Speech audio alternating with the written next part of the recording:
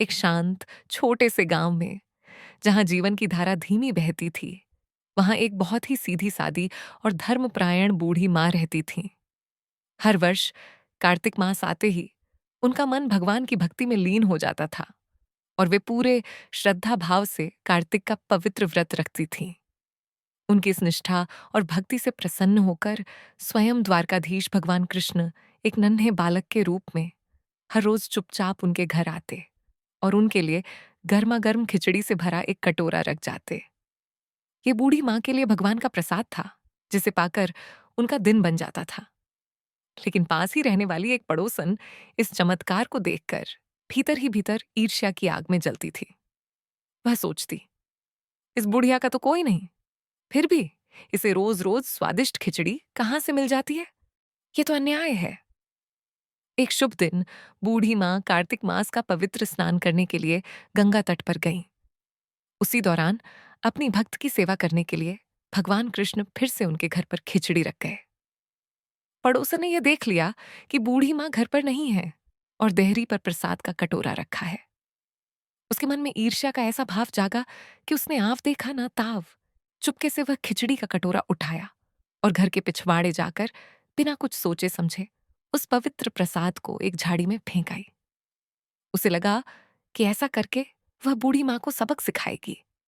जब बूढ़ी माँ पवित्र स्नान करके अपने घर लौटी तो उन्होंने अपनी देहरी को सूना पाया। भगवान का प्रसाद ना पाकर उनका दिल बैठ गया। उस दिन व्रत के कारण वह भूखी ही रह गई। वह बस एक ही रट लगाए हुए थी, मेरी खिचड़ी कहाँ गई, मेरा खिचड़ी का कटोरा कहाँ गया? लेकिन भगवान की लीला देखिए, जिस स्थान पर उस ईर्ष्यालु पड़ोसन ने खिचड़ी फेंकी थी, वहां मिट्टी से तुरंत ही एक छोटा पौधा निकल आया। देखते ही देखते उस पौधे पर दो अद्भुत चमकीले फूल खिल उठे, जो अलौकिक आभा से जगमगा रहे थे। ये उन दोनों फूलों में भगवान का प्रसाद ही समाया हुआ था। एक दिन उसी रास्ते से उस राज्य के महाराज गुजर रहे थे। उनकी नजर अचानक उस झोपड़ी के पास खिले उन दिव्य चमकते फूलों पर पड़ी।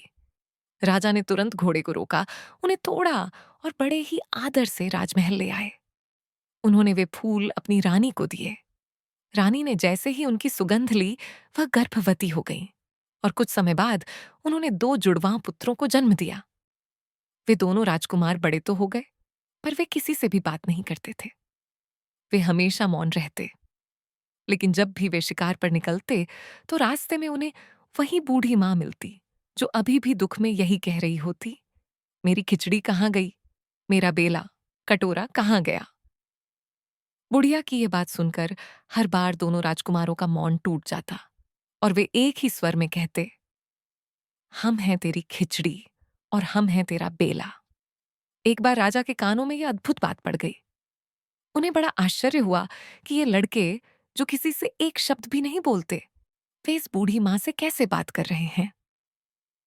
तब राजा ने तुरंत बूढ़ी माँ को राजमहल में बुलवाया।